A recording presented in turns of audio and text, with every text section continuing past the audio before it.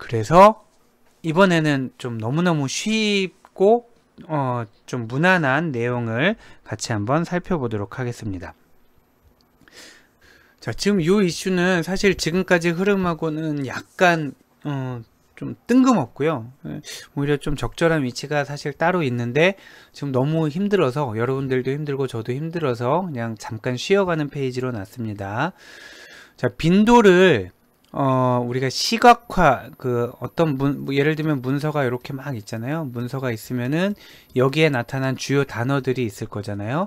단어를 나타낸다 그러면 나는 30번, 학교는 25번 이런 식으로 표를 만들면 끝일 것을 이렇게 하면 눈에 잘 안 보인다라는 거죠. 그리고 감흥도 없고, 그러기 때문에 시각화를 하기 위한 다양한 패키지들이 많이 있게 되는데, 여기 링크는 한번 들어가 보세요. 여기 링크 들어가 보시면 지금 요게 다가 아니고 여기에는 랭킹을 매기는 코드들, 그리고 또 여기 파트 오브 홀 뭐 이런 주제로 그래서 여러 가지 카테고리가 있어서 시각화할 수 있는 여러 가지 코드들을 제공을 하고 있는데 이게 잘 되어 있어요. 그래서 여기 들어가셔서 만약에 우리가 뭐 박스 플롯을 원한다 그러면 여기 들어가서 코드를 가져와서 실행해 보면 되고요.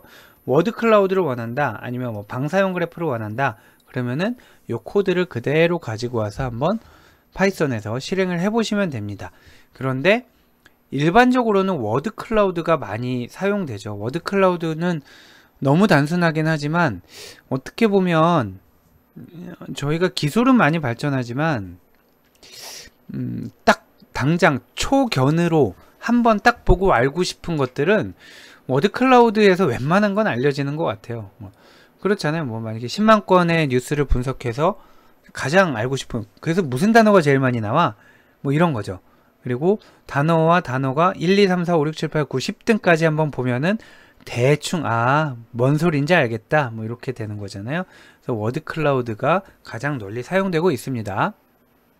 그래서 지금 이 페이지부터는 몇 페이지에 걸쳐서 워드 클라우드에 대해서 소개를 할 건데요. 요 코드는 우리 텍스트 분석 수업 시간이 있는데, 텍스트 분석 수업 시간에 파이썬 이용해서 같이 만들어 본 건데, 지금 그 코드를 이해하려고 하는 거는 아니고요.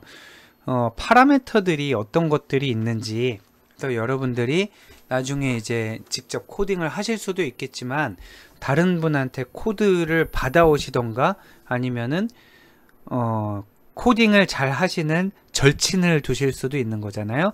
그랬을 때 여러분들이 어떤 요구사항을 하실 수가 있는지를 보는 걸로 하겠습니다. 자, 다양한 파라미터를 설정해서 정교한이라기보다는 원하는 워드 클라우드를 생성하겠다라는 건데요. 기본은 이래요. 이게 앨리스의 모험. 이게 우리 이상한 나라의 앨리스네요. 이상한 나라의 앨리스의 원문을 이북으로 있는 것을 워드 클라우드 분석을 했더니 앨리스, 뭐 sad, 뭐 way, little, no 뭐 이런 단어들이 많이 나오더라라는 거를 볼 수가 있었습니다. 자, 그런데 어차피 우리 공간 지면은 한정되어 있는데 그 안에 단어들을 많이 담아야 되잖아요. 그런데 단어를 너무 많이 담으면 안 보이고, 지저분해서 안 보이고, 단어를 조금 담으면은 더 알고 싶은데 몇몇 단어가 이제 생략돼서 안 보이게 되는. 그래서 단어 개수를 조절하는 방법이 있겠지만 여기서는 폰트 사이즈를 보통 조절을 합니다. 그래서 지금 여러분 뭐 직관적으로 아시겠지만 많이 나오면 단어가 큰 단어거든요. 큰 단어가 많이 나온 단어예요. 앨리스가 제일 많이 나왔다라는 걸 알 수가 있겠죠. 근데 이 맥스 폰트 사이즈를 아까 같은 경우에는 따로 이제 지정을 안 해줬는데, 맥스 폰트 사이즈를 지정을 해주게 되면 얘를 이제 40으로 해놓고요. 자, 얘를 40으로 해놓고 그거보다 나머지들을 다 작게 만드는 거죠. 그러니까 아까보다는 더 많은 단어들을 확인하실 수가 있습니다. 그런데 가끔 어떤 경우가 있냐면, 지금 여기도 보시면 알겠지만 맥스 폰트 40으로 했는데 왼쪽 거와 오른쪽 게 다르잖아요. 왼쪽 거와 오른쪽 게 달라요. 이게 어떤 경우가 있냐면 저희 논문을 쓰거나 프로젝트를 할 때 뭐 이렇게 딱 그 여러분들이 학생이 발표를 했는데 너무 마음에 들어요. 잘 나왔어요. 워드 클라우드 잘 나왔네. 이걸로 합시다. 라고 했는데 다음 주에 봤더니 딴 거, 예를 들면 이게 잘 나왔는데 다음 주에 봤더니 이걸 가져온 거예요. 아니 이거 말고 지난주 걸로 다시 달라고. 근데 못 만드는 거예요. 왜냐하면은 이 워드 클라우드의 위치와 색상 이런 거를 만들 때 랜덤 함수가 안에 들어가 있게 되는데 그 랜덤 함수를 돌릴 때마다 얘가 서로 다른 그림을 그리게 되는 거예요. 그래서 동일한 그림을 계속 여러 번 수행해도 얻고 싶다면은 랜덤 시드, 자, 랜덤 시드를 우리가 고정을 해야 됩니다. 그래서 예를 들면 여기를 1부터 뭐 1, 2, 3, 4, 5, 6, 7, 8, 9 막 이렇게 계속 넣어 보면서 만약에 24번이 제일 예뻤다. 그러면 이 랜덤 시드를 기억을 하고 있어야 되는 거예요. 그래서 100개를 봤는데 그 중에 24번이 제일 예뻐. 그러면은 랜덤 스테이트를 24로 줘서 딱 원하는 거를 그대로 다시 재현을 하면 되겠습니다. 근데 또 여전히 계속 욕심이 남는 거죠. 아니 이게 봤더니 앨리스 세드, 뭐 세드 앨리스, 당연히 앨리스 얘기니까 앨리스가 말을 많이 했을 거 아니에요. 그래서 앨리스가 무슨 말을 했는지가 궁금한 거지 앨리스 세드가 궁금한 건 아니잖아요. 그러면 이제 이런 거를 좀 빼고 싶어요. 이런 것만 빼도 훨씬 공간이 넓어질 텐데 지금 앨리스 세드를 빼면 뭐가 제일 많이 나온 단어가 되는지 궁금한데 뭐 이럴 수 있잖아요. 그럴 땐 우리가 금치어라는 거를 사용하게 됩니다. 그래서 스탑 워드라는 거를 사용하게 되고요. 자, 스탑워드에 뭐 예를 들면은 원래 있었던 스탑워드가 있을 거예요. 뭐 이렇게 여러 가지 뭐가 있을까요? 뭐 정관사, 뭐 전치사 이런 것들이 스탑워드에 들어 있겠죠. 여기만 잠깐 말씀드리면은 이미 정의되어 있는 스탑워드를 가지고 오라는 뜻이고요. 거기에 앨리스와 세드를 추가하란 얘기예요. 자, 그러면 앨리스와 세드를 추가한 금치어에 추가한 버전을 봤더니 얘보다 얘에서는 앨리스와 세드가 날아간 거를 볼 수가 있죠. 자, 여기까지가 기본적으로 우리가 반드시 알아야 되는 파라메타들, 즉 스탑워드, 랜덤 시드, 맥스 폰트 요 정도는 우리가 반드시 알아야 될 것 같고요. 그 뒤에는 이제 디자인적인 부분인데 많이 요즘 언론에서도 많이 나오잖아요. 이미지 마스킹 하는 거. 그래서 이상한 나라의 앨리스니까 이렇게 그 앨리스에서 어떤 그림을 이렇게 가져올 수가 있겠죠. 그런 다음에 요 그림의 요 그림을 마스크로 사용하게 되면 워드 클라우드가 요 이미지처럼 이렇게 나오게 되고요. 뭐 이렇게 나오게 하는 방법도 있고요. 그러니까 여기에서는 이제 공간만 따서 그 안에 글씨 색은 임의로 주는 방법이 있고요. 아니면은 요 이미지 자체의 색깔을 반영을 해서 워드를 만드는 방법도 있고 뭐 이렇게 되겠습니다. 자, 그래서 야, 이런 그 잔잔바리 기술을 우리 공부하는 사람이 써야 되느냐? 이거 써야 되겠더라고요. 이게 써야 돼서 이렇게 보면은 뭐 논문에서는 사실 의미 없죠. 논문에서는 이런 거에 뭐 의미를 크게 부여하지는 않는데 만약에 뭐 프로젝트를 한다라든지 그러잖아요. 그러면은 워드 클라우드를 뭐 이렇게 해서 뭐 그리잖아요. 뭐 이렇게 그리면은 이게 좋은 건지 나쁜 건지 모르겠는데 이걸 들으시는 분들이 발표를 하게 되면 들으시는 분들이 워드에 신경을 안 써요. 워드에 신경을 안 쓰고 이미지에 신경을 써요. 이미지에 신경을 쓰고 뭐 예를 들면 이거 그 만약에 워드가 이렇게 나오잖아요. 그러면은 이거는 우리 이번에 완공한 신사옥을 배경으로 썼군요. 막 이렇게 나오고요. 아니면 어떤 뭐 정치인이라든가 그러면은 정치인 고유의 포즈가 있잖아요. 뭐 아니면 무슨 군인이 어디 먼 곳을 딱 이렇게 가리키고 있다라든지 그런 포즈들 딱 이렇게 하면은 사람들이 요 워드 클라우드를 보고 글씨에 집중을 하지 않고 이건 어떤 사진이구나 라는 거를 알아내요. 그리고 그 알아낸 본인에 대해서 굉장히 이제 자부심을 가져요. 자부심을 갖고 야, 내가 저 그림을 보고 이 원본이 뭔지 알아내다니 이 분석은 잘 된 게 틀림없어. 이렇게 되는 거죠. 그렇게 이제 호감을 가진 상태에서 보면은 리틀 완전 좋아. 뭐 think 완전 좋아. 뭐 이렇게 되는 거예요. 자, 그래서 이런 잔기술도 어떤 경우에는 좀 필요하다라고 가볍게 생각하시면 되겠습니다. 자, 잠깐 이제 또 그 쉬는 토픽을 다루어 봤으니까 이제 다시 또 어려운 토픽으로 오도록 하고요. 한 가지 동기부여를 드리자면 요 주제가 이번 학기 마지막 주제가 되겠습니다. 좀 시간이 길게 걸릴 것 같고요. 글쎄요, 저희 오늘 또 수업 시간이 초과될지 아닐지는 잘 모르겠습니다만, 그래서 워드2백까지만 이번 학기에 다루는 걸로 사실 거의 다 다룬 거예요. 한번 뒤로 쭉 가볼까요? 지금 저희 이제 한번 뒤로 가볼게요. 워드2백이 쭉 있고요. 그리고 나서 마지막 주제가 이제 사실 토픽 모델링인데, 토픽 모델링은 LSA에 대해서 우리 아까 배웠잖아요. LSA에 대해서 SVD를 배웠으니까요. 그래서 LSA는 여러분들 아까 그 앞에서 소개가 됐기 때문에 결과만 다시 한번 보여드렸고요. 그러면 나머지 하나의 주제는 토픽 모델링 중에 LDA인데, 여기 일단 강의 노트로 잘 정리를 해 놨으니까 그 LDA 부분은 여러분들이 강의 노트를 보고 한번 보시고요. 아니면 또 블로그에도 굉장히 잘 된 것들이 많아서 블로그를 보고 독학을 하셔도 되겠고, 아니면은 저희 아마 그 텍스트 마이닝 수업을 다음 학기에 개설을 하게 될 것 같은데, 그때 조금 더 딥하게 배우셔도 될 것 같습니다. 이렇게 이렇게 5분 미리 보기가 아니라 15주 미리 보기를 한 그런 느낌이네요. 자, 그러면 마지막 주제인 워드2백을 다시 같이 공부를 하도록 하겠습니다.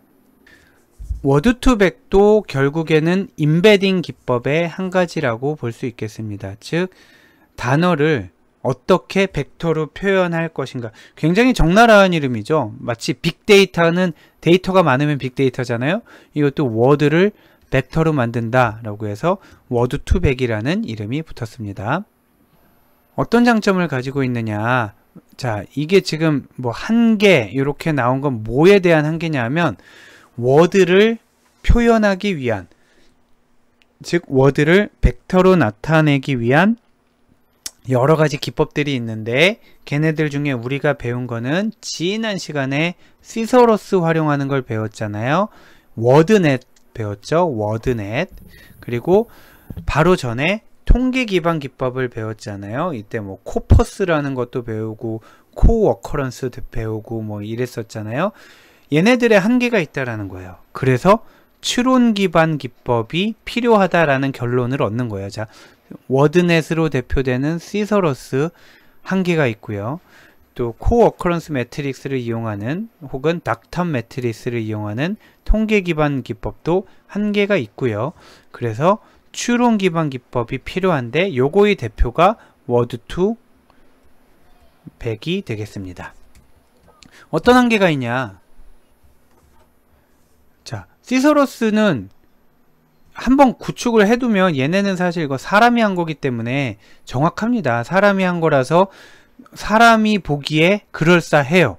이게 정확한지 안 정확한지 모르겠는데, 사람이 보기에 그럴싸한 측면을 보자면 시서러스를 따라갈 수가 없죠. 이거는 사람들이 엄청난 시간과 노력을 기울여서 한 땀 한 땀 만든 거기 때문에, 방금 얘기한 그 부분, 시서러스를 구축할 때 시간과 비용과 노력이 많이 들어가는 겁니다.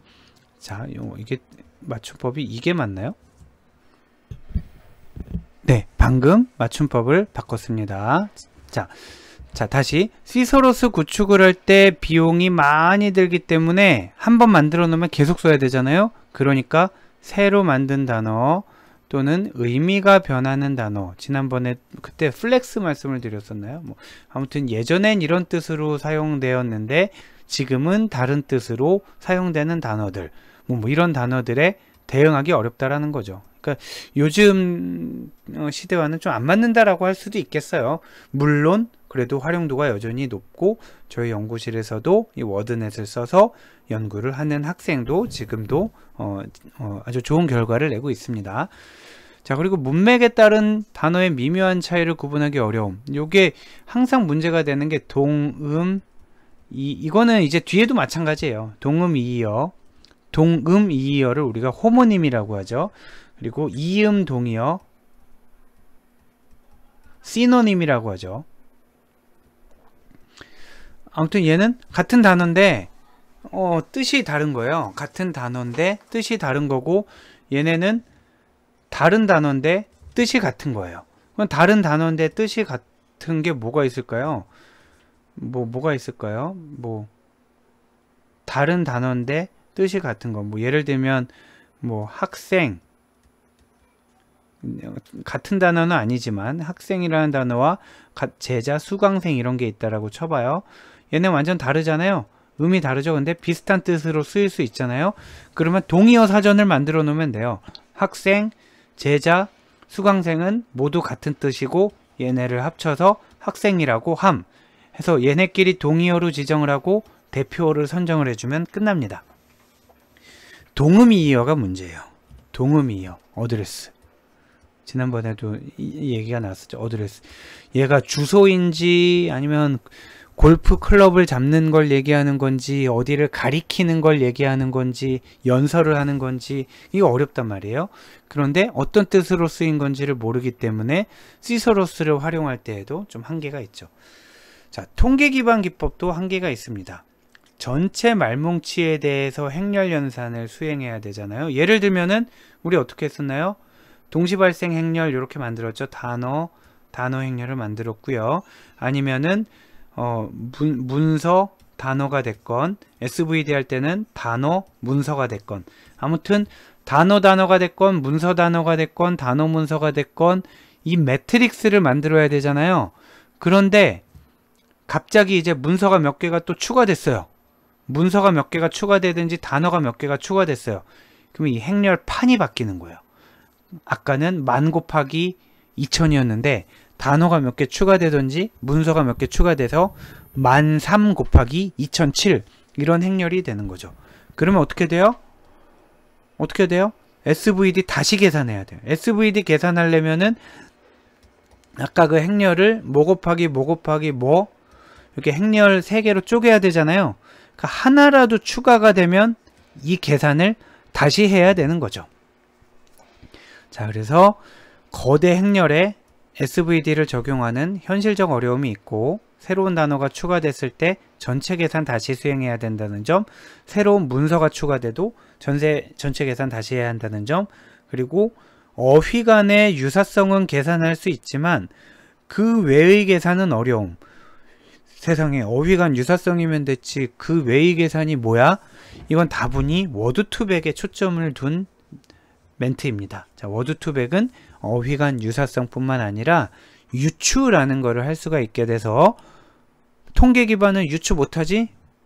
추론 기반은 할 수 있어. 그 말을 하기 위해서 적어둔 거예요.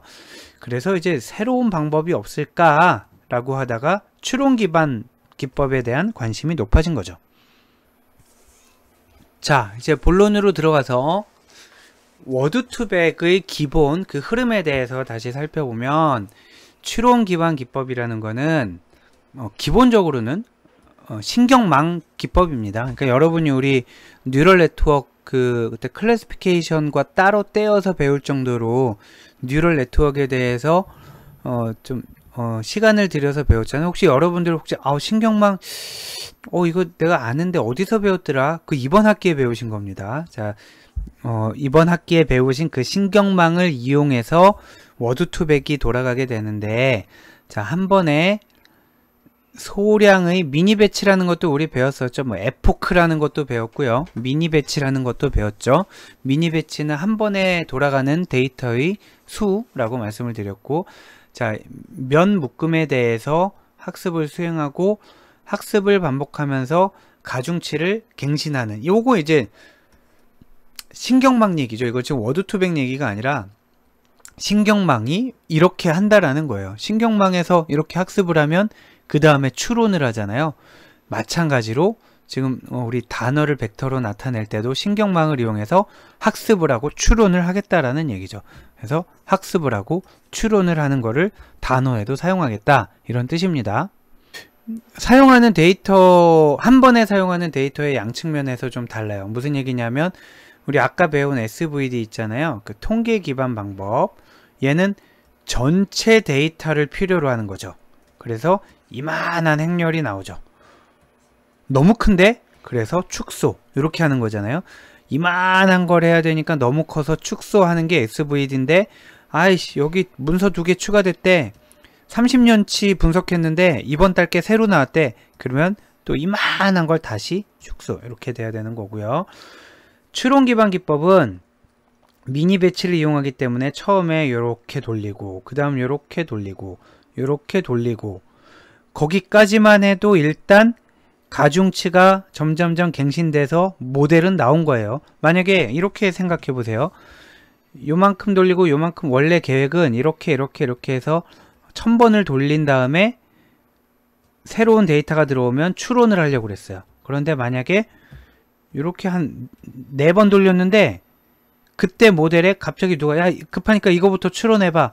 그때도 추론할 수 있다라는 거죠. 물론 더 많이 돌린 거에 비해서 정확도의 정확도의 그 견고함은 보장할 수가 없겠지만, 근데 만약에 다 돌려놨어요. 그리고 이제 우리 모델 다 만들었어요. 그리고 추론을 막 해요.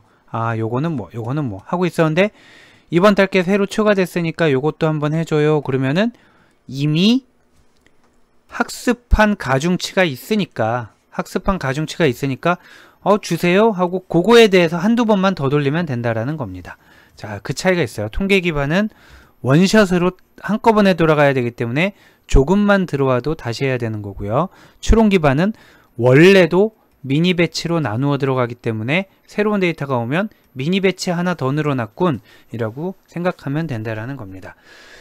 자, 그리고 요 말이죠. 어휘가 추가되거나 문서가 추가되었을 때 기존의 학습 결과를 가중치를 그대로 물려받아서 거기에 조정을 하면 된다라는 겁니다. 그리고 요게 이제 유추라는 연산인데 단어들 사이에 복잡한 패턴을 파악할 수 있다라는 거예요. 이제 늘 나오는 이그젠플이 좀 한정적이긴 해요. 이게 잘 되는 게 몇 개 없기 때문에 뭐 그렇긴 한데 이런 연산인 거죠.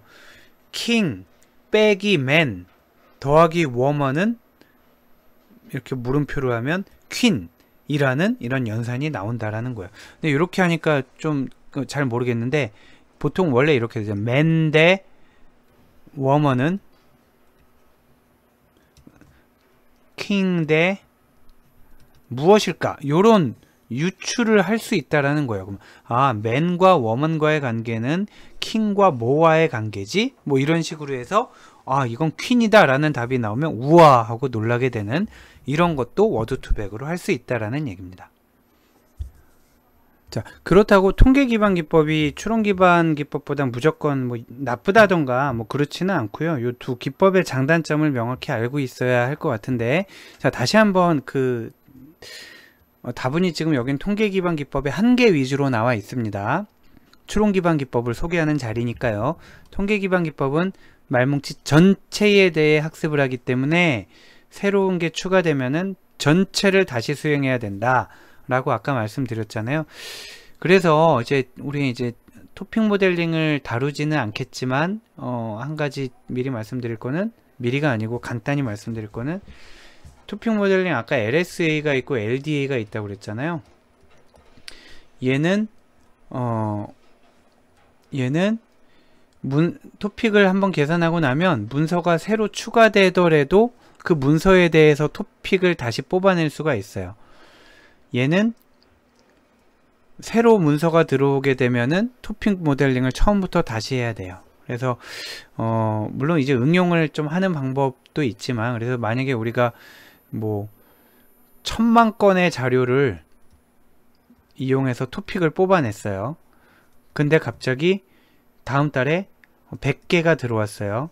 그러면은 얘만 돌리면 좋겠는데 얘를 다시 다 돌려야 돼요. 그래서 프로젝트를 하거나 할 때는 좀 여러가지 요 부분이 문제가 돼요. 뭐냐면 1000만 건에 대해서 뭐 뭐 서버를 몇 대를 돌려서 토픽 모델링을 해서 이러한 토픽을 뽑아냈습니다.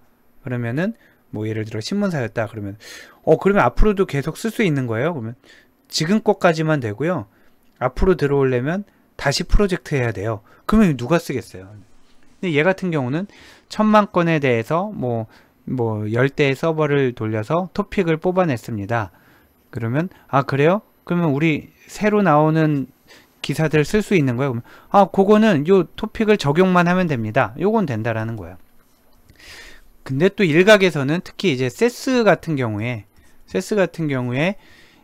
LDA보다 LSA가 품질이 훨씬 우수하다라는 그 주장을 하고 있고 뭐 어떤 근거가 되는 논문도 있고요. 그래서 세스에 있는 텍스트 마이너의 토픽 모델링은 LDA는 장착하지 않고 LSA만 장착하고 있고요. 파이썬에서는 LSA, LDA 모듈이 이제 다 들어있죠. 자, 약간 여담이었고요. 그래서 전체를 한 번에 해야 된다라는 게 우리 뭐 논문 쓰고 프로젝트 하는데 그냥 죽었다 생각하고 하지 뭐가 아니라 그걸 납품 받는 고객을 생각하면 큰 허들이 될 수 있다라는 얘기입니다. 이와 달리 추론 기반은 말뭉치의 일부에 대해 여러 번 학습을 한다고 그랬고요. 새로운 어휘를 추가하면 아까 지금까지 학습한 가중치를 초기 값으로 사용해서 효율적으로 학습할 수 있다라고 했고요. 요게 그 심오하게는 어떤 의미가 있냐면 절차적인 방법을 다시 잘 되짚어 보니 이게 어떤 의미였냐면 통계 기반 기법은 유사성 기준으로 인코딩을 해요. 다시 말해 인코딩은 워드를 벡터로 만드는 과정이라고 그랬잖아요. 자, 단어의 유사성을 인코딩해요. 자, 우리가 관련성, 연관성 같은 단어잖아요. 자, 관련, 연관. 관련성, 연관성이라는 게 늘 유사성을 얘기하지는 않아요. 자, 엄마랑 아빠가 관련이 있죠. 연관이 있죠. 근데 엄마랑 아빠가 유사한 단어는 아니잖아요. 자, 그래서 연관성에 있는 굉장히 많은 범주 중에 유사가 있고요. 반대가 있고요. 뭐 기타 등등이 막 있을 거란 말이에요. 그래서 자, 연관성을 파악하고자 하는 경우가 있고 유사성을 파악하고자 하는 경우가 있는데 일단 통계 기반 기법은 유사성을 인코딩하는 경우예요. 왜냐하면은 어떤 단어가 요문서에 나왔어. 근데 B라는 단어도 요문서에 나왔어. 그거를 유사하다라고 보게 된다는 거죠. 그런데 추론 기반 기법은 철학은 그렇지 않아요. 철학은 유사성뿐만 아니라 여러 단어들 간의 복잡한 관계를 인코딩하겠다. 아까 킹, 퀸, 맨, 워머 막 이런 거 있잖아요. 여러 단어들 간의 복잡한 관계를 딥하게 인코딩하면은 유추 문제도 해결할 수 있고 원하는 걸 다 얻을 수 있다라고 하는데 실제로는 두 기법의 우열을 비교하기가 어려워요. 인코딩 우열을 어떻게 가리지? 그건 또 다른 이슈입니다. 굉장히 어려운 이슈고 인코딩 자체의 품질을 측정하는 것도 또 다른 학문 분야고 흔히들 뭐 편하게가 아니고 흔히들 많이 쓰는 방법은 예를 들면 통계 기반으로 인코딩하고 추론 기반으로 인코딩하고 뭐 요즘에 또 딥러닝으로 인코딩을 해요. 뭐 예를 들면 여기 코어 커런스 그 벡터 스페이스 모델 갖고 하고 워드 투백 갖고 하고 여기 뭐 어텐션을 가지고 딥러닝으로 한다라고 칩시다. 그러면 단어 벡터가 다 나오잖아요. 요걸 가지고 원래 하려던 걸 해보는 거예요. 예를 들면 뭐 텍스트 텍스트 분류 아니면은 스팸 디텍션 뭐 이런 걸 해봤을 때 정확도가 누가 더 높은지 그래서 얘가 높다면 이 방법이 좋군 이렇게 되는 거죠. 근데 해봤더니 실제로는 통계 기반과 추론 기반이 뭐 앞서거니 뒤서거니 한다 이런 연구도 있습니다.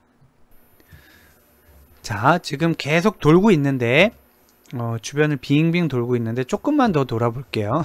네, 추론 기반 기법의 개요. 시작은 어떻게 하냐면 말뭉치로부터 목표 단어와 맥락을 추출을 하는데 맥락은 주변 단어라고 그랬잖아요. 그럼 목표 단어가 뭐지? 아, 이거 그 핵심어를 얘기하는 게 아니고요. 번갈아 가면서 다 할 거예요. 그러니까 예를 들면 여기 오른쪽을 보시면 얘가 목표, 얘가 목표, 얘가 목표, 얘가 목표, 목표가 한 번씩 바뀔 거예요. 자, 말뭉치로부터 목표 단어와 맥락을 추출해 나가는 걸 보면 지금 이 워드 투백 같은 경우는 맨 앞에 단어와 맨 뒤에 있는 점, 얘는 타겟으로 잡지 않았네요. 맨 앞에 거 말고 그 두 번째 거부터 했습니다. 타겟이 얘가 되면은 맥락은 만약에 윈도우가 1이다 라고 봤을 때 앞뒤로 하나잖아요. 맥락은 U하고 굿바이. 그리고 두 번째 굿바이면은 맥락은 say and.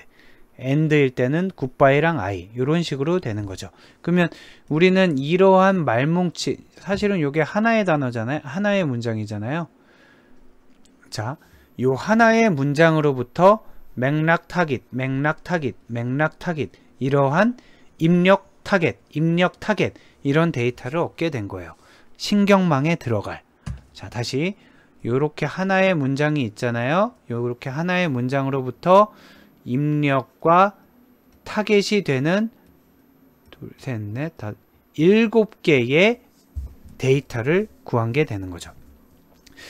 그래서 주변 단어를 보면 타겟이 되는 단어의 의미를 알 수 있다고 그랬잖아요. 자, 다시 보면 주변 단어로부터, 즉 맥락으로부터 물음표에 들어갈 단어를 한번 추측을 해보는데요. 뭐냐면 날씨가 너무 더워서 뭐를 먹었더니 이가 시렸다. 자, 우리가 만약에 이 물음표의 앞뒤에 있는 단어를 뜻을 정확히 알고 있다라고 해봅시다. 날씨 무슨 뜻인지 알고, 더워도 알고, 먹었다 알고, 이 알고, 시렸다를 알아요. 자, 그러면은 여기가 이제 지워져 있어요. 그래도 대충 무슨 단어가 올지 알잖아요. 뭐 아이스크림, 얼음, 찬물, 뭐 이런 거, 뭔가 차가운 게 올 거 아니에요? 여름에 우리가 먹는 것들, 그런 게 올 거예요. 그런데 만약에 여기에 단어가 뭐가 하냐면 뭐라고 할까요? 그냥 제가 만든 단어, 이런 단어 있는지도 혹시 모르겠네요. 뭐 날씨가 너무 더워서 무외를 먹었더니 이가 시렸다, 이렇게 나오잖아요. 그러면 무외라는 단어가 뭔지는 모르겠지만 얘가 뭔가 아이스크림이나 얼음 이런 거와 비슷한 개념이겠구나 라고 우리가 짐작할 수 있다라는 거죠. 그 말을 조금 더 포멀하게 표현하면 각 단어의 의미는 해당 단어의 주변 단어들의 분포에 의해 사실 파악 가능하다기보다는 규정된다라고 보는 게 맞을 것 같아요. 그 주변에 어떤 단어들이 분포해 있는지에 따라서 요 타겟에 들어갈 단어의 의미가 정의된다, 한정된다, 파악된다. 네, 다 같은 의도로 사용된 겁니다. 자, 보면 똑같은 얘기를 다시 한번 할게요. 이 위에서 본 거와 똑같은 얘기를 다시 한번 해볼게요. You target goodbye and I say hello, 이런 예문이 있습니다. 그때 지금 얘의 맥락에는 you와 goodbye가 있잖아요. you와 goodbye가 있는데 여기서 어떤 우리가 잘 학습된 신경망 모델이 있다라고 하면 잘 학습된, 요걸 찾아가는 과정이 이제 우리가 할 일인데요. 잘 학습된 모델이 있다라고 하면 추론을 할 수 있다라는 거예요. 자, 신경망에서도 우리가 학습과 추론이 있었잖아요. 자, 학습을 이미 끝낸 상태라, 자, 이런 걸 가지고 학습이 충분히 됐어요. 자, 학습이 충분히 됐다라고 하면 만약에 맥락으로 you, goodbye가 들어오면 그 사이에는 뭐가 들어가야 될까? 우리가 갖고 있는 여러 가지 단어들 중에 스코어를 매기는 거예요. you가 또 나올 확률, say가 나올 확률, goodbye가 나올 확률, 어쩌고 저쩌고. 그래서 say가 나올 확률이 제일 높다, 이런 식으로 유추를 해 가는 거죠. 자, 해서 신경망은 이런 맥락 정보를 입력받아서 근데 이렇게 되는 거, 이게 지금 워드200이 뭔가 숨은 단어 찾기인가? 그러면 이게 활용되는 거는 빵꾸가 난 문장을 보여주면 그 사이를 채운다는 건가? 그게 아니고요. 이게 중요합니다. 뭐냐면 이런 식으로 학습을 하잖아요. 자, 여기를 가렸어요. 그리고 나서 you 어쩌고 굿바이 하고 모델을 돌렸어요. 모델을 돌렸더니 say가 제일 높게 나왔어요. 확률이. 그래서 여기는 정답 say 라고 얘기를 했어요. 그리고 가림판을 떼봤더니 진짜 say가 있었어요. 그럼 맞았잖아요.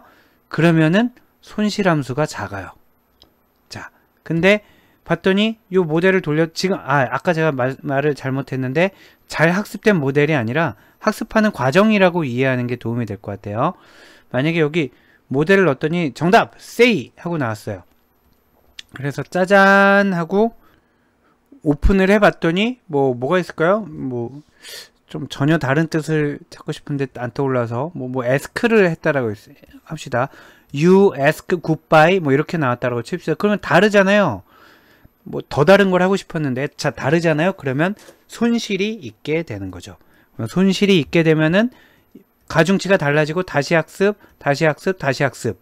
자 이런 식으로 되는 겁니다. 즉 맥락을 갖고 예측, 추론을 해서 정답과 비교를 해서 맞으면은 손실함수가 적고 틀리면은 손실함수가 크고 그러면 가중치 갱신 하다 보면은 비어있는 족족 맞추게 될 지경이 되면 그때는 이미 그 모델이 단어들의 의미를 다 잘 알고 있다라는 거죠. 그래서 신경망은 맥락 정보를 입력받아서 각 단어의 출력 확률을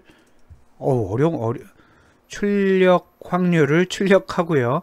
그리고 이 과정을 통해서 반복적으로 해서 올바른 표현을 획득한다. 요게 전체 개요가 되겠습니다. 만약에 이게 가능하다면 단어를 주변 맥락의 분포에 따라 의미를 잘 찾아서 벡터로 나타낼 수 있다면 단어 간 벡터 연산이 가능하지 않을까? 이런 것들이에요. 자, 예를 들면은 계속 같은 얘기인데 여기 이런 이와 유사한 문장이 많이 나왔다라고 치고요. 한두 번 나와서는 안 되고요. 많이 나왔다라고 치고 요와 유사한 문장이 또 많이 나왔다라고 치면은 시실리안과 이탈리안이 뭔가 좀 비슷한 의미를 갖고 extremely와 very라는 게 가까운 데 있고 이런 식으로 우리가 매핑을 할 수 있지 않을까라는 거고요. 그리고 여기선 좀 더 이제 다른 얘기를 하는데 man과 woman이 있고 uncle과 aunt가 있고 king과 kin이 있잖아요. 근데 만약에 얘네가 정말 아이디얼하게 매핑이 됐다면 이 벡터 연산 여기에서 여기로 가려면 예를 들면 우로 한 칸 위로 한 칸 간다고 해봅시다. 그러면 요 방향으로 가는 거 그러면은 요 단어와 요 단어 사이에 이런 차이가 존재하잖아요. 크기와 방향 모두. 그러면 이 벡터가 나타내는 것, 이 크기와 방향이 나타내는 거는 성별이 남자에서 여자로 바뀐다라는 의미라는 거예요. 그러면 엉클에서 언트도 요렇게 갈 거고요. 그래서 여기가 가려 있잖아요. 그러면 킹에서 요 똑같은 방향으로 가면은 여기 뭐가 나와야 될까? 퀸이 나와야 된다라는 거죠.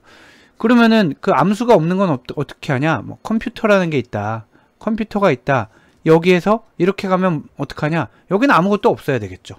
네, 이런 식으로 벡터 간의 벡터 자체에 대한 단어 자체를 벡터로 나타낼 뿐 아니라 단어 간의 관계도 뭔가 좀 의미를 부여하기 위한 노력이 워드2백이다. 이렇게 보시면 되겠습니다. 여기 숫자로 나와 있는데 한번 볼까요?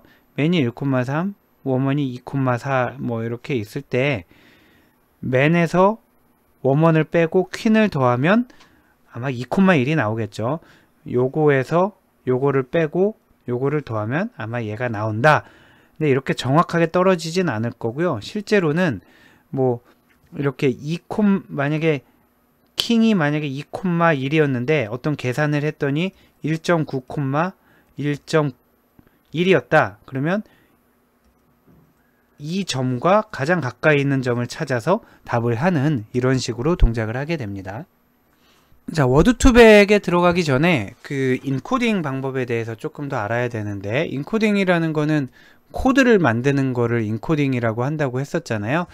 자, 그래서 요거 우리 텍스트 분석 들어갈 때 UTF 또 EUCKR 안시도 했었나요? ASCII 이런 것들 우리가 인코딩 할 때 배웠었죠. 자, 지금은 뭐냐면 단어를 벡터로 표현하는 여러 가지 방법. 우리 지금 요것도 다 단어를 벡터로 표현하기 위해서 이 고생하고 있는 거잖아요. 근데 가장 쉬운 방법이 뭘까? 아마 원핫 인코딩일 겁니다. 자, 어떻게 하는, 자, 단어를 벡터로 표현하는 가장 쉬운 방법인데, 예를 들어서 이 세상에 단어가 5개밖에 없다라고 쳐요. 혹은 이 세상이 너무 심하면 우리가 갖고 있는 코퍼스 안에는 단어가 5개밖에 없다라고 쳐요. 그러면 5차원을 만들어요. 자, 우리 동시발생 행렬 할 때랑 마찬가지죠. 그럼 고양이를 1000, 강아지를 01000, 그 다음 단어는 00100, 그 다음 단어는 00010, 그 다음 단어는 00001, 요렇게 나타내는 거예요. 자, 그래서 전체 안 좋은 점만 가득해요. 전체 어휘수만큼 원소를 갖는 벡터 필요. 지금 5개 갖고 있는데 단어 수가 10만 개가 되면 10만 차원이 되네. 하나만 1이고 나머지는 다 0이어야 되기 때문에 그런 거예요. 그리고 단어 간의 의미 관계가 전혀 나타나지 않아요. 예를 들면 고양이가 10000이고요. 또 뭐 강아지가 01000이에요. 근데 갑자기 뭐 은행이라는 단어가 나왔어요. 은행이 00100이에요. 요거 가지고 고양이가 강아지랑 가까운지 은행이랑 가까운지 알 수가 없잖아요. 우린 보면 고양이는 강아지랑, 그래도 은행보단 강아지랑 가깝잖아요. 근데 얘랑 얘를 보고 어떻게 뭐 비교를 할 수가 있겠어요. 그 말은 원핫 인코딩은 이들 단어가 서로 다르다라는 것만 나타냈지 의미는 전혀 반영하지 않아요. 일종의 아이디하고 같다라고 보면 되겠습니다. 이런 수많은 단점, 의미가 전혀 나타나지 않고 엄청나게 많은 차원이 필요하고, 근데 왜 워드2벡을 하면서 원핫 인코딩을 배우냐? 단어를 신경망으로 처리할 수 있기 때문에 그래요. 자, 요렇게 일단 벡터로 나타내고 나면, 얘를 신경망의 입력으로 우리가 사용할 수 있겠습니다. 자, 이와 달리 우리가 그 SVD에서도 봤었잖아요. SVD에서도 보면 닥텀 매트릭스나 텀텀 매트릭스, 텀텀은 그 동시발생 행렬을 얘기하는 거고요. 걔네들 같은 경우에 원핫 인코딩은 아니었어요. 원핫 인코딩은 아니었는데 빈도수를 나타냈기 때문에 희소 행렬이었잖아요. 그 희소 행렬을 SVD를 통해서 밀집 행렬로 나타냈었죠. 우리 지금의 목적도 그렇습니다. 지금은 희소 행렬보다 더 심한 원핫 인코딩이었는데 걔를 밀집 행렬로 만드는 게 우리의 미션인데, 밀집 아까 할 때는 통계 기반 방법에서는 동시 발생 여부를 가지고 했는데 이번에 밀집을 시킬 때는 추론 기반으로 하겠다라는 거예요. 자, 단어를 임의의 수의 차원으로 대응시켜서 표현, 예를 들면 50차원으로 줄여라, 100차원으로 줄여라 이렇게 쓰게 되고요. 적은 차원으로 대상 표현이 가능해지고 단어 간의 의미 관계를 표현할 수 있다라는 거예요. 예를 들면 고양이와 강아지가 이런 식으로 나오고, 아까 뭐였나요? 은행이라는 단어는 이와 전혀 다른 단어 마이너스 0.8, 뭐 3.7, 뭐 0.0, 0.0, 마이너스 2.7 만약에 이렇게 온다 그러면은 얘는 얘하고는 가깝고 얘하고는 멀다, 이런 식으로 임베딩이 제대로 되겠죠. 자, 다시 한번 우리의 목적은 입력 벡터로 원핫 인코딩을 넣을 거고요. 워드2벡 학습의 결과로 다시 요건 지금 이해가 될지 아니면 좀 뒤에 가야 이해가 될지 모르겠는데, 신경망에서 학습을 하는데 입력과 출력의 전부 원핫 인코딩을 사용합니다. 그리고 그 원핫 인코딩을 사용해서 학습을 하는 과정에서 가중치 벡터가 생길 거란 말이에요. 그럼 그 가중치 벡터를 우리가 워드의 밀집 행렬로 뽑아서 얘를 워드 벡터로 사용하게 되는 게 큰 흐름입니다. 자, 실제로 원하드 인코딩이 어떻게 이루어지는지를 볼까요? 아까 보면 U하고 굿바이가 있었잖아요. 지금 say라는 타겟이 있어요. 자, say라는 타겟이 있으면은 그 say라는 타겟의 맥락으로는 U하고 굿바이가 있잖아요. 이 단어 아이디는 그냥 부수적인 정보라고 보도록 하겠습니다. 그러면 우리는 U는 이렇게 인코딩을 하고요. 자, 맨 앞이 1이고요. say는 두 번째 나온 단어라서 이렇게 인코딩을 하고, 굿바이는 이렇게 인코딩을 하고 이렇게 될 겁니다. 자, 그러면은 나중에 이제 신경망으로 어떻게 들어가게 되냐면, 얘가 입력으로 들어가고, 지금 맥락이 들어가서 타겟을 예측해야 되잖아요. 얘가 입력으로 들어가고 얘가 입력으로 들어갔을 때 예측한 결과값이 있었잖아요. 나오겠죠? 결과값이 얘와 비슷하면 잘 된 거고요. 얘와 다르면은 손실이 큰 거고, 이렇게 학습이 이루어집니다. 자, 방금 그 본 것을 좀 더 많은 데이터에 적용을 해보면 이렇게 되는 거죠. You say goodbye, say goodbye and, goodbye and I, 이런 식으로 타겟을 하나씩 옮겨가면서 왼쪽 오른쪽에 있는 단어들을 맥락에 넣었단 말이에요. 그리고 단어 아이디를 처음부터, 단어 아이디 아까 언급을 안 했나요? 단어 아이디를 1, 2, 3, 4, 5, 6, 7 이 순서로 매기게 됩니다. U부터 나온 순서대로 1, 2, 잠시만요. 0부터네요. 네, 단어 아이디를 0, 1, 2, 3, 4, 5, 6, 7 0, 1, 2, 3, 4, 5, 6, 7 이렇게 매기게 되는 건데, 자, 그러면은 얘네를 아이디로 나타내면은 0, 2, 1, 3, 2, 4, 자, 여긴 다 확인 가능하겠죠. 그래서 맥락이 나와 있고 타깃이 나와 있어요. 자, 그러면은 얘를 아이디만 지금 따온 거고요. 얘를 주목할 건 요거가 되겠네요. 자, 1이 여기도 나왔잖아요. 자, 1이 여기도 나왔고, 앞에서도 언급이 된 건데, 여기도 1이고 여기도 1이잖아요. 왜냐하면 say라는 단어가 두 번 나왔는데, 나올 때마다 아이디를 주는 게 아니고, 같은 단어면 아이디를 하나로 주는 거죠. 당연합니다, 이거는. 자, 얘네를 이제 원핫 인코딩으로 바꾸게 되면 0은 맨 앞에가 1이고요. 1은 두 번째가 1이고요. 2는 세 번째가 1이고 이렇게 되는 겁니다. 그래서 요렇게 두 개가 들어가서 얘가 나오고, 요렇게 두 개가 들어가서 얘가 나오고, 요렇게 두 개가 들어가서 얘가 나오게끔 가중치를 매겨야 되는 게 신경망 학습에서 해야 할 일이에요. 자, 입력과 출력이 정해져 있죠. 입력과 타겟의 쌍이 정해졌죠. 그러면 저 입력에 대해서 저 타겟이 나올 수 있도록 우리가 가중치와 편향 등을 학습을 시키면 되는 겁니다. 구체적인 모델로 들어가면 워드2백은 시보라는 모델과 스킵그램이라는 두 가지 모델을 제시하고 있어요.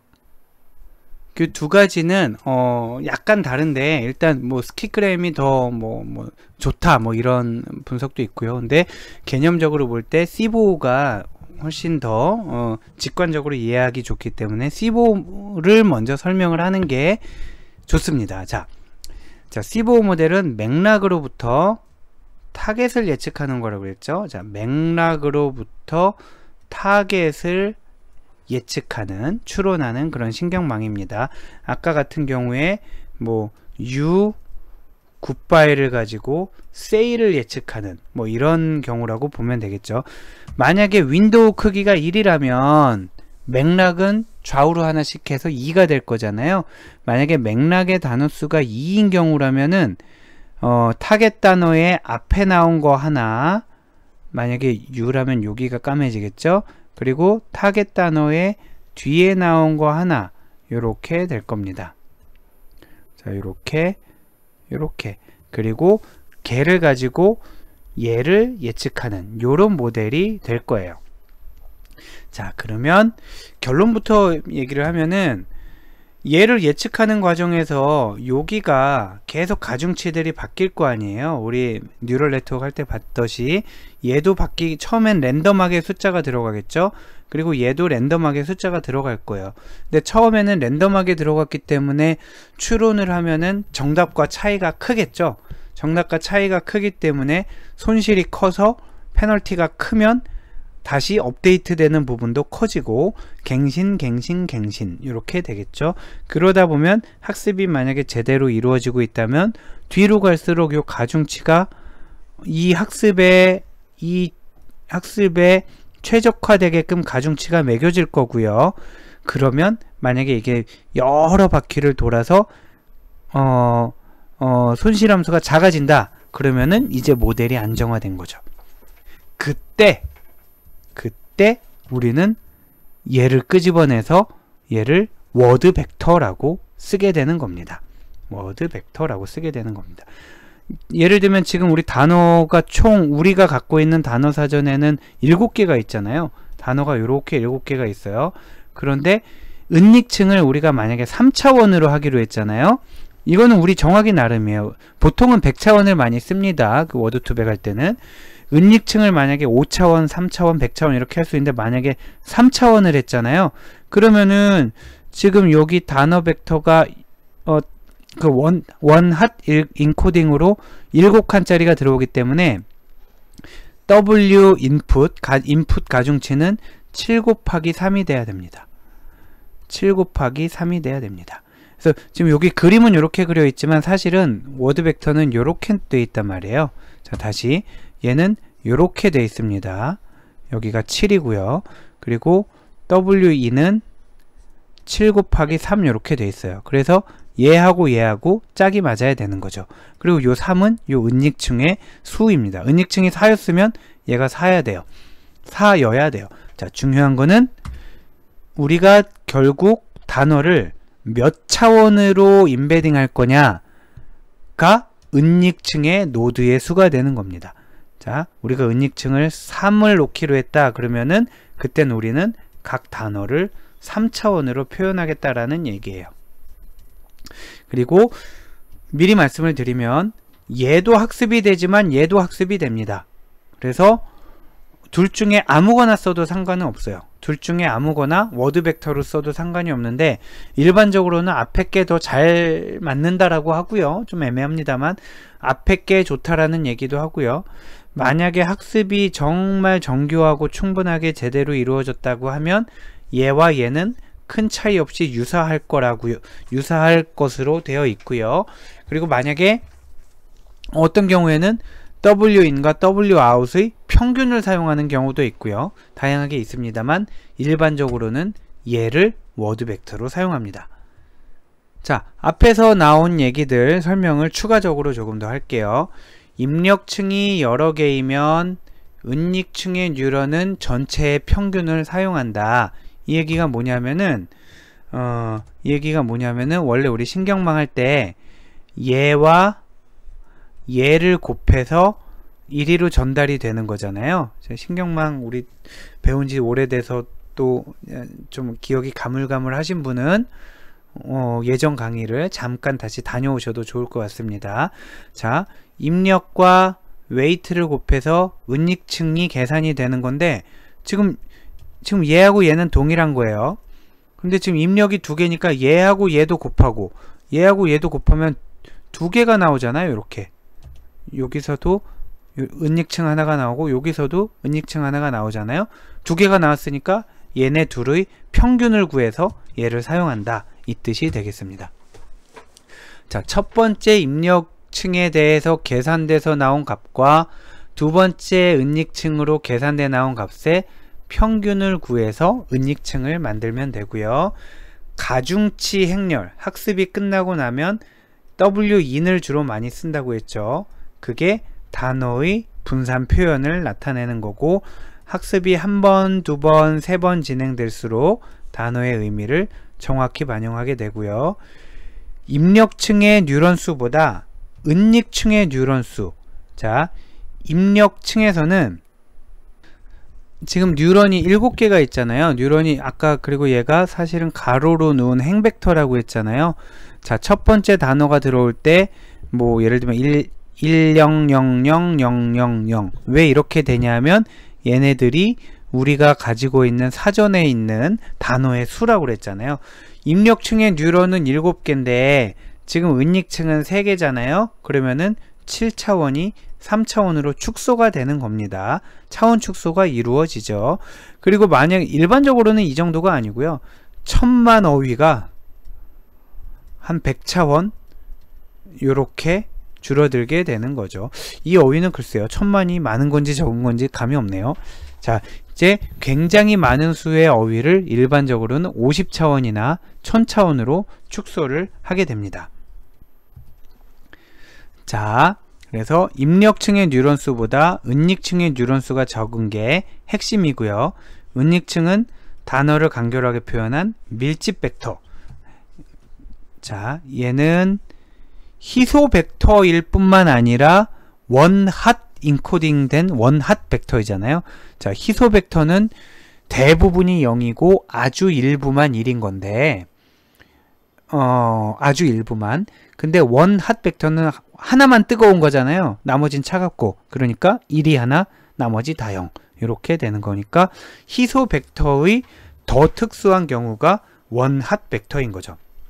자, 입력으로 원핫 벡터가 들어가서 은닉에는 차원이 줄어든 밀집 벡터가 나오게 됩니다. 출력층도 한번 볼까요? 여기가 이제 출력층이에요. 얘도 역시 원핫 벡터가 되겠네요. 출력층은 각 뉴런은 각각의 단어를 나타내요. 그런데 출력층 뉴런의 값은 각 단어의 스코어를 나타내요. 자, 이게 무슨 말이냐면 출력층에서는 원래 만약에 우리가 you say goodbye 를 지금 학습하는 단계라면 얘가 타겟이 될 거 아니에요. 그러니까 출력층의 벡터는 정답 벡터는 0100 000이 돼야 얘가 이제 정답인 거예요. 그런데 우리가 신경망에서 그 행렬 고불하고 더하고 가중치 뭐 더하고 빼고 뭐 하게 되면 0100 000이 나올 리가 없잖아요. 자, 그러면 지저분한 숫자가 나올 거예요. 예를 들면 뭐 0.1, 0.9, 마이너스 0.1, 0.7 뭐 이런 식으로 나올 거 아니에요. 쭉쭉쭉. 자, 그랬을 때에 이렇게 계산된 아까 그 지저분한 값들을 우리가 스코어라고 얘기를 하게 되고요. 그 스코어로부터 확률을 구하고 그 확률로부터 손실을 구하고 하는 과정을 진행하게 됩니다. 한번 살펴보면 자, 여기 다시 볼까요? 자, 출력층의 각 뉴런은 단어를 나타내고요. 그래서 출력층 뉴런의 값은 각 단어의 스코어를 나타낸다고 그랬죠. 아까 뭐 예를 들면 0.9 마이너스 1.2도 있을 수가 있겠고 뭐 1.7도 있을 수가 있겠고 막 이렇게 될 거란 말이에요. 자, 요게 출력층 뉴런의 값이 각 단어의 스코어, 예를 들면 you에 대한 스코어, say에 대한 스코어, goodbye에 대한 스코어 이렇게 나온단 말이에요. 그러면 여러 이제 스코어를 가지고 소프트맥스, 우리 이미 배웠으니까 소프트맥스를 다시 얘기하지는 않겠습니다. 소프트맥스 함수를 적용해서 얘네를 확률로 변환하게 되는 거죠. 뭐 0.1, 0.7 뭐 이런 식으로 스코어를 확률로 변환하게 됩니다. 이렇게 출력층 스코어에 대해서 소프트맥스를 적용해서 확률을 구하고 나면 그 확률과 정답 레이블로부터 교차 엔트로피 오차를 구할 수가 있어요. 자, 교차 엔트로피 오차도 우리 이미 배웠으니까 자세히는 하지 않고요. 그때 철학 그 개념은 뭐냐면 정답 레이블이 이렇게 있잖아요. 하나, 둘, 셋, 넷, 다섯, 여섯, 7개가 있잖아요. 그러면은 출력층 점수가 얼마 막 있었겠죠. 지저분한 숫자가 있었을 거예요. 그러면 얘를 소프트맥스 함수를 통해서 확률로 나타내는 거잖아요. 여기 숫자들이 막 7개가 있는데 얘를 소프트맥스 함수를 통해서 확률로 예를 들면 뭐 0.7, 0. 다시 뭐 0.1, 0.5, 0.3 이런 식으로 확률로 나타냈을 거란 말이에요. 자, 그러면 교차 엔트로피는 뭐냐면 여기 나온 확률이 만약에 정말 신이 만든 모델이라면 어떻게 나올 거냐면 010000으로 딱 나올 거예요. 이번엔 say군. 하면서 딱 나오고 나머지는 다 0으로 나오겠죠. 근데 신이 만든 모델이 아니라 학습해가는 모델이기 때문에 이렇게 안 나오고요. 예를 들면 0.1, 0.5, 뭐 0.01, 0.1 뭐 이런 식으로 뭐 나오게 될 거라는 거죠. 그랬을 때 얘가 얼마나 학습이 잘 됐는지 안 됐는지를 측정하는 손실함수가 교차 엔트로피 방식으로 하게 되면 나머진 다 안물 안굼 궁금하지 않아요. 오로지 얘에 대해서만 궁금해하는 거죠. 즉 정답이 1인 애가 딱 하나 있잖아요. 여기에 정답이 1인 애가 원하드 인코딩이니까 딱 하나 있잖아요. 얘 답이 1인데 얘를 넌 뭐라고 예측했니? 해서 1과 가까이 예측했으면 잘한 거고 1과 떨어져서 멀리 예측했으면 못한 거죠. 구체적인 식은 마이너스 로그 x가 손실함수가 되는 거였죠. 즉 1인의 얘를 확률이 1이다. 그럼 로그 1이니까 0이 되잖아요. 손실 제로. 만약에 0이다. 로그 0은 마이너스 무한대잖아요. 그러니까 이것까지 하면 손실 무한대. 이렇게 되는 거죠. 그래서 0에 가까울수록 손실이 커지고 1에 가까울수록 손실이 작아지는 방식으로 방금 추론한 것이 잘 됐는지 안 됐는지를 측정을 하겠다라는 거예요. 자, 다시 볼까요? 확률과 정답 레이블로부터 교차 엔트로피를 구함. 교차 엔트로피 오차를 구하려면 확률이 필요하고 정답 레이블이 필요하잖아요. 그 값을 손실로 사용해서 학습을 진행해서 지금 하는 경우를 보여주는 거예요. 만약에 소프트맥스에서 나온 값이 say가 다른 애들은 관계없고 이 say에 대한 값이 크면 클수록 학습이 잘 된 게 되겠죠.